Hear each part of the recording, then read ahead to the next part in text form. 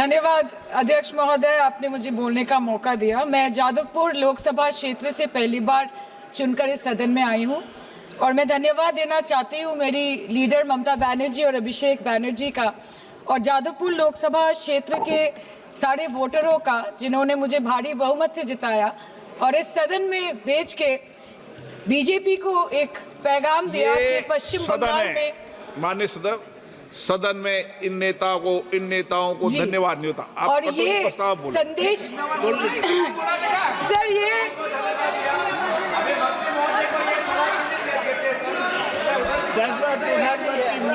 Sir okay sir, no problem sir.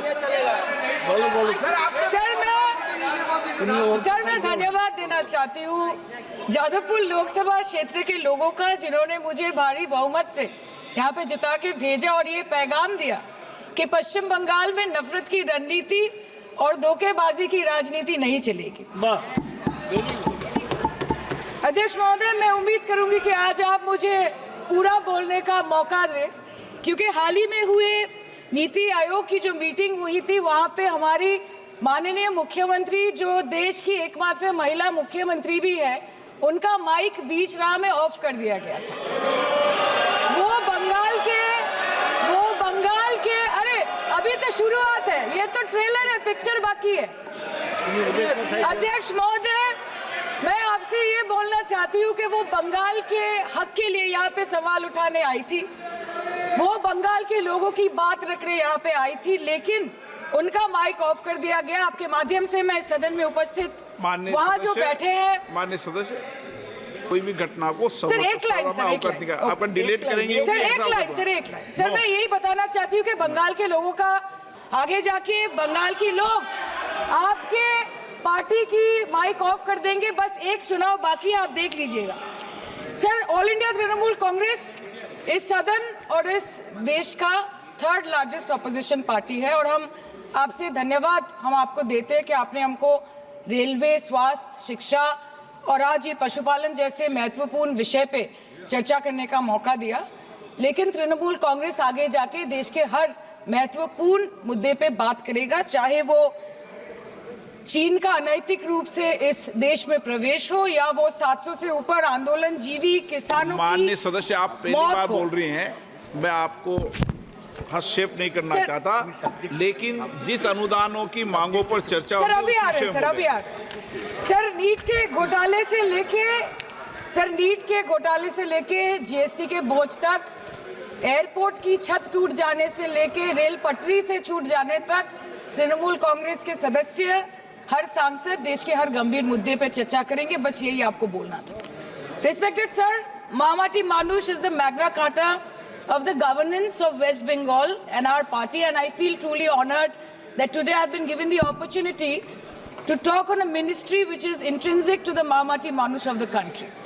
हमारे किसान अपनी मवेशी को, अपनी फसल को माँ की तरह पूछते हैं, जिस खेत में वो हल चलाते हैं उस जमीन को नमन करते हैं। But does this major sector get support from the government? Sir, Indian agriculture supplies around 58% of India's livelihood and is a principal source of income for half of the population, accounting for 17 to 18% of the country's GDP. 70% of India's rural poor depend on livestock and farm animals. But does this sector get what it deserves? इसका जवाब अगर आप देश के किसान से पूछेंगे तो वो आपको यही बात बोलेंगे कि चाय से शुरू हुई थी सरकार और गाय पे अटक गई और विकास की मौसी 10 साल में रास्ते में भटक गई।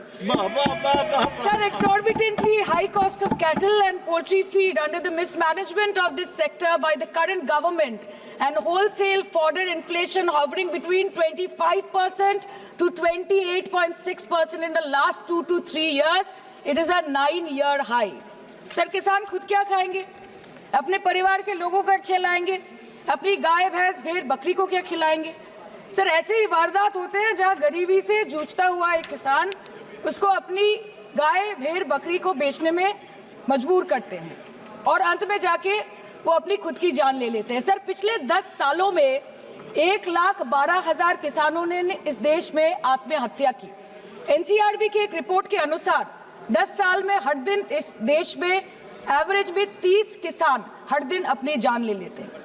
सर, इस देश के लोगों का यही है किस्सा कि जिसको जिताया वो राजा की तरह जाएगा और जिन्होंने जिताया वो फकीर की तरह। सर, ये बहुत गौरक्षा की भी बातें करते हैं।